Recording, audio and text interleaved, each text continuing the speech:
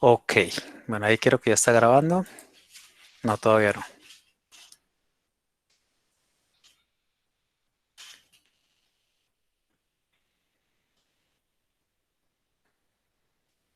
Está como lento el internet. Sí, profe, ya está grabando. Listo, ya empezó a grabar, ahora sí. Bueno, entonces empecemos. Recuerden que habíamos en pensamiento administrativo, precisamente uno de los componentes más importantes es hacer un recorrido por algunas de las teorías científicas de la administración, al menos las más representativas, porque el tiempo pues muchas veces nos limita. Sin embargo, también les había dicho que es fundamental que nosotros, los que estamos estudiando la administración de empresas, ustedes que apenas inician ese ejercicio, empiecen a leerlas con detalle. ¿Ya? Ya que es fundamental precisamente nosotros tener un conocimiento amplio de ellas, porque desde ahí iniciamos un proceso teórico. Entonces, en esta parte nosotros tenemos que saber, primero que todo, y ya nos lo había dicho la compañera, que precisamente la revolución industrial fue un momento histórico en el cual muchas organizaciones empiezan a desarrollarse, a crecer, pero lo hacen de una manera desorganizada. Eso conlleva a que a raíz de ese problema o de esa necesidad empiece a crearse las teorías científicas, las teorías administrativas, perdón, como lo es inicialmente la teoría científica de la administración y la clásica de la administración, las cuales surgen en dos contextos distintos. Una surge en el contexto europeo, que es la teoría clásica de la administración, y otra surge en el contexto estadounidense, que es la teoría científica de la administración. Pero observen que el origen es el mismo, es el crecimiento desmedido y desorganizado, llamémoslo así, de las empresas, si se le puede llamar así, o de las organizaciones. ¿Ok? Entonces, ¿qué se buscó a través de estas teorías? Y ya lo dijeron los compañeros, pues cómo se vuelven más eficientes y más competentes estas empresas, estas organizaciones. Ese fue un componente que llevó precisamente a la creación de estas teorías. La teoría científica de la administración, pues se surge o la conocemos a principios del siglo XX, sin embargo Taylor pues ya desde el siglo XIX venía trabajando, pero principalmente la conocemos a principios del siglo XX. Recuerden, su principal exponente fue Frederick Winslow Taylor. Y como ya le habían dicho los compañeros, pues, ¿qué se buscaba? ¿O qué buscó Taylor? ¿Cómo hacer más eficiente la empresa? Y esa eficiencia, ¿cómo lo intentaba hacer Frederick Taylor? A través de la racionalización del trabajo, a través de la racionalización del trabajo del obrero. ¿Cómo hacer que sea más eficiente el trabajo de nuestros empleados? Y por eso ¿qué hizo? Se enfatizó en hacer más eficientes las tareas. ¿Por qué? Porque cada obrero debía tener tareas, pero ese obrero debía ser eficiente en el desarrollo precisamente de las mismas. Mm, Aquí ustedes, sencillamente para mostrarles que aunque Taylor es el principal exponente de la teoría científica de la administración, pues él no lo hizo solo. Hubo otros autores como Gant, como Gilbert, como Emerson o como Henry Ford, que precisamente apoyan y están en todo este proceso de la teoría científica de la administración. Por ejemplo, Ford es muy conocido por nosotros, ¿no? Recuerden la marca de automóviles y cómo él aplica todo un estudio de producción en serie a un vehículo que en su época se llamaba el modelo T. Y cómo a partir de ahí, pues se crea la gran industria o es uno de los forjadores de la gran industria de automóviles en Estados Unidos. Entonces, ellos son autores dentro de la teoría científica de la administración. Como algo importante, de dónde es Taylor, de Filadelfia, nace en 1956, por eso habíamos dicho, el contexto geográfico es Estados Unidos, principios del siglo XX. Y bueno, tiene o se forma dentro de los principios del trabajo, de la disciplina. Y a partir de ahí, él hace un recorrido en una empresa donde inicia desde operario hasta llegar a ser un dirigente. Él precisamente crece en esta empresa, Mid Valley Steel Compañía, y logra hacerse ingeniero. Y ahí hace todo ese estudio o todo eso que nos da desde la teoría científica de la administración. Entonces, en el contexto histórico de esta teoría, observen que, por ejemplo, ¿cómo se pagaba? Por pieza realizada. O sea, si el empleado tenía que producir 10 sillas, entonces le iban a pagar por silla realizada. O sea, ese era un contexto histórico. Y dentro de ese mismo contexto, miren que el jefe, en nuestro contexto, es lo que nosotros llamamos patrón. Entonces, ¿qué buscaba el patrón? Pues que su empleado hiciese sus tareas como se habían convenido y que le permitiese pues, que se hiciese con la mayor eficiencia posible. ¿Eso a qué conllevaba? A que se les exigía mucho a los empleados y a veces por esa sobreexplotación, para algunos autores, conllevaba efectos negativos, como era bajar el ritmo de producción. Y entonces, ¿qué hacían ellos? Equilibrar eso con el pago. Se cansó, no hay problema, le vamos a pagar más. O si hace una pieza de más, entonces eso se le va a pagar. Ese era como el contexto histórico, eso es lo que nos manifiesta Chavenato. Entonces, dentro de esto es una invitación principalmente, dentro de la teoría científica de la administración, pues hay varios textos, está por ejemplo Administración de Talleres, Shop Management, donde precisamente se habla sobre las técnicas de racionalización del trabajo, estamos hablando de 1903, y donde se hace esto a través del estudio de tiempos y movimientos, que más adelante vamos a hablar al respecto. Entonces, ¿cuál era la idea? Era un ejercicio pues de que las organizaciones fueran más eficientes y que esa eficiencia se viera reflejada en la racionalización del trabajo que a su vez se centraba en cómo se estudiaban los tiempos en una empresa. Por ejemplo, si era una empresa de producción, pues hay una planta de producción, las máquinas están ubicadas en ciertos espacios. Entonces, ¿qué era importante?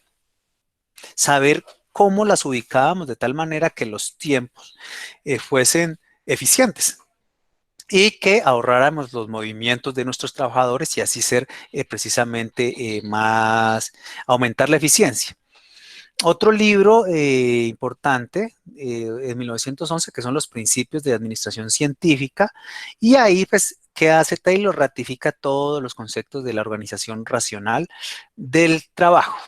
Inclusive él, ya lo dijeron los compañeros, ¿no? O sea, él en ese libro interpreta los tres males de las empresas para su época, ¿ya? Porque prácticamente, y esas son una de las críticas que se le hace a Taylor, es que él definía o prácticamente decía que los empleados por naturaleza eran perezosos y que por eso necesitaban de un mayor control y de un supervisor para que ellos pudiesen hacer su trabajo. Por eso habla de la organizaría sistemática.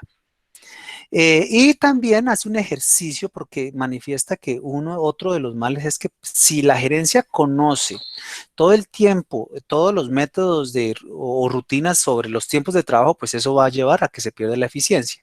Y por último, que no fuesen uniformes las técnicas y los métodos. O sea que si esos eran los males, precisamente eso era lo que había que mejorar dentro de las organizaciones para esa época.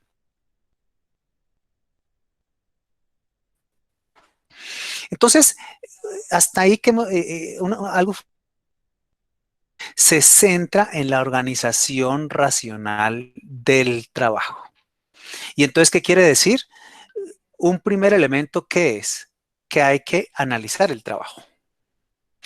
Cuando se analiza el trabajo, entonces, lo que hacemos es determinar qué tiempos toman las tareas y cuáles son los movimientos para que se incurre para hacer dichas tareas. Entonces, ¿qué es lo que hace Taylor? Eliminar movimientos inútiles, capacitar al personal, distribución uniforme del trabajo y definir esos métodos precisamente, y entonces a eso es lo que se le llama todo, y que es fundamental y que hoy en día sigue vigente, que tiene que ver con el análisis del trabajo y el estudio de tiempos y movimientos.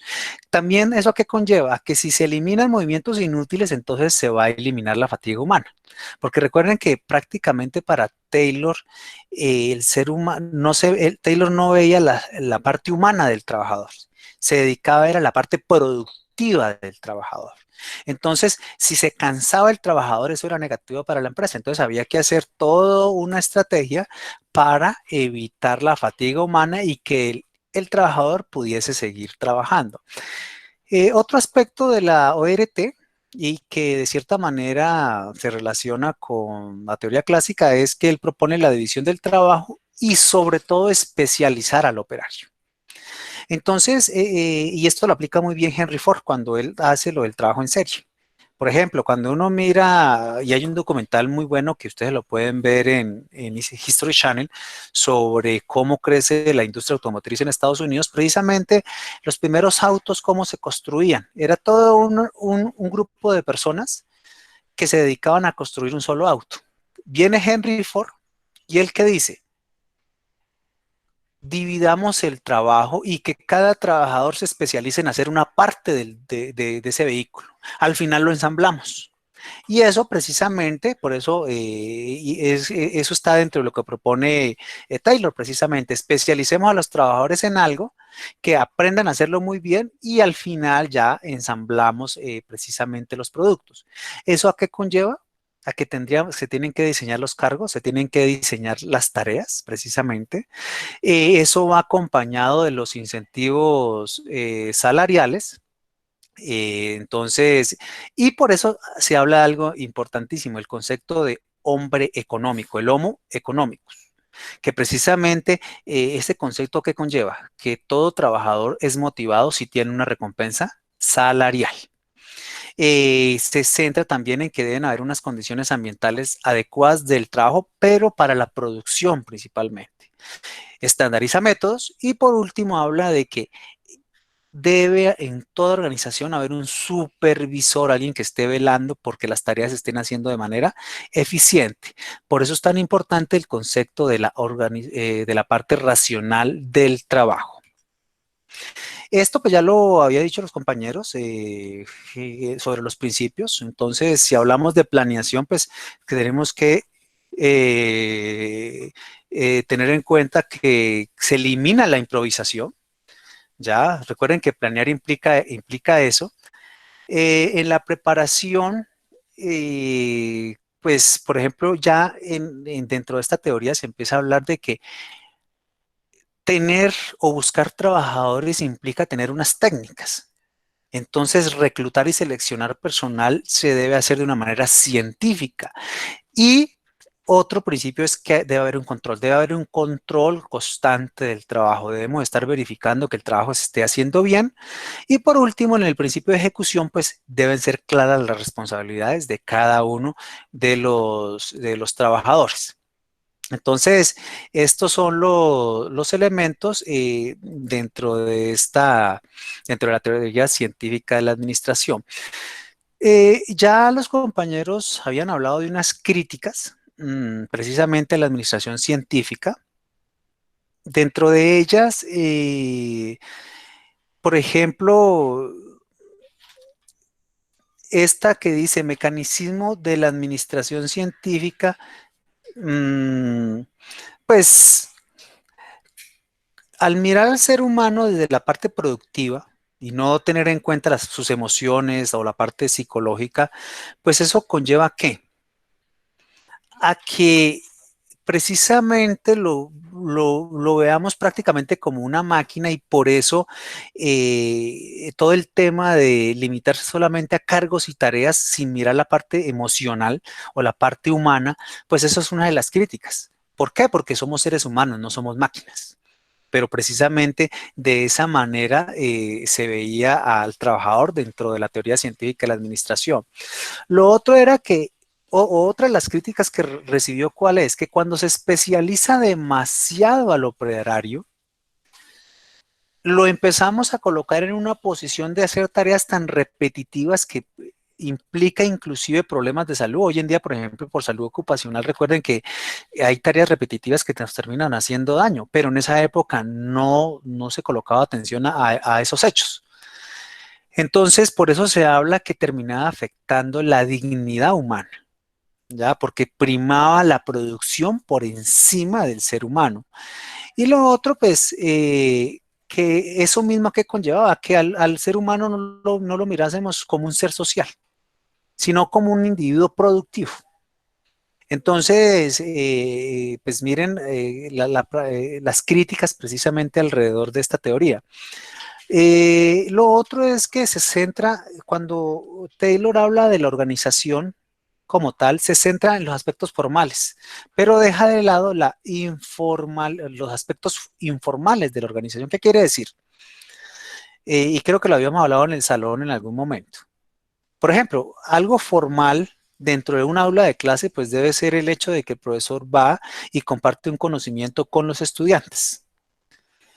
Y esos son elementos formales. Si producimos sillas, pues algo formal del trabajador es ir y realizar algún aspecto propio de sus tareas. Pero, por ejemplo, en los momentos de descanso, lo que puedan hablar los empleados, esos son los aspectos informales. Eso no interesaba dentro de la teoría científica de la administración. Solamente se centra en la formalidad. Por eso se habla de que es otro elemento que hay que tener presente. Lo otro es que, y aquí lo dice claramente, se limita solamente a aspectos de producción, deja de lado aspectos humanos, por ejemplo. Entonces, otra de las críticas. Se centra mucho en métodos empíricos. ¿Qué quiere decir? Que él basa una teoría desde la experiencia y lo que le critican otros autores es que debió haber utilizado métodos científicos o al menos con mayor profundidad. ¿Ya? Se centra en un enfoque prescriptivo y normativo. Obviamente, al hablar de la formalización, pues implica o es más importante la parte normativa y termina siendo un enfoque o un sistema cerrado. O sea, mira la organización hacia adentro, pero no explora la parte externa de la organización.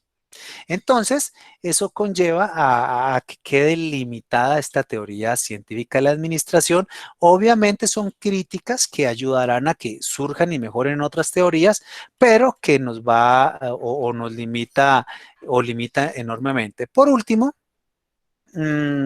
dentro de la teoría científica de la administración, y lo dice Chavenato, ¿en qué es que nos manifiesta? Que se centra en el mando y el control. O sea, es fundamental el mando en este tipo de organizaciones bajo la administración científica, o sea, la autoridad es fundamental y que esa autoridad tenga un control constante. Por eso se habla de una especie de dictadura, donde una persona es el gran jefe y el que maneja todos los hilos de la organización.